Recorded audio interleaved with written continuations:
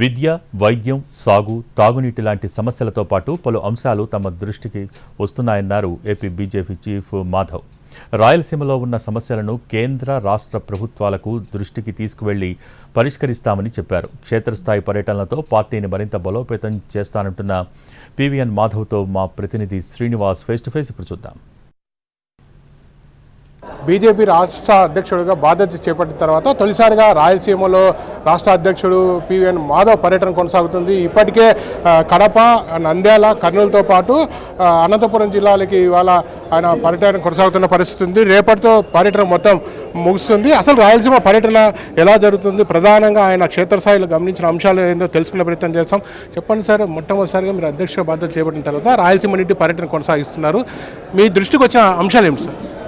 రాయలసీమ సంబంధించి ఎక్కడికి వెళ్ళినా ఒకటే, అంటే తరాలు మారని పరిస్థితి ఏంటంటే రాయలసీమ ఏ విధంగా దగా పడిందనే అంశం మారలేదు. ఆ విధంగా దానికి సంబంధించిన జలం అంటే నీటికి సంబంధించిన తాగునీరు, సాగునీరు కష్టాలు ఏవైతేనో తీరలేదు అనేది అన్ని చోట్ల వచ్చింది.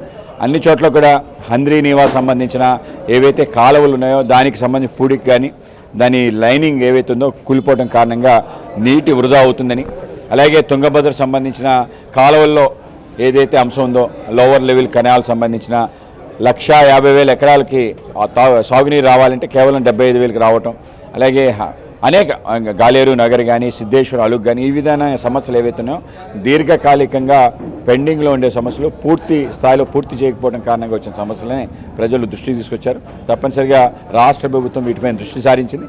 ఇప్పటికే పనులు పెద్ద ఎత్తున ప్రారంభించింది. త్వరలో 1-2 సంవత్సరాల్లో వాటి పూర్తి ముందుకెళ్లే ప్రయత్నం అయితే జరుగుతుంది. సార్, మీ పర్యటనలు రాయలసీమలో స్టార్ట్ అయ్యాయి, మళ్ళీ సెకండ్ పర్యటన ఎప్పుడు కొనసాగుతుంది? దానికి అక్కడ సమస్యలు ఎలాంటి సమస్యలు గుర్తించబోతుంది? ముఖ్యంగా రాయలసీమ సంబంధించి రాజంపేట, తిరుపతి, చిత్తూరు ఈ ప్రాంతాలని 2వ విడత ఉండబోతుంది.